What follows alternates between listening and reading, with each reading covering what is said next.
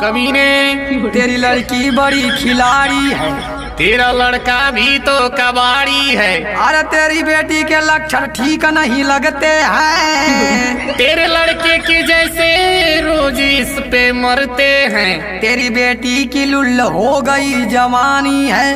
तेरे बेटे का भी तो झर गया सब पानी है। अरे तेरी बेटी के बड़े बड़े सब नखड़े हैं। तेरे बेटे के भी नाम कई लफड़े हैं। तेरी लड़की तो लग रही है घर उजारू है। तेरा लड़का भी लग रहा कि लत मारू है।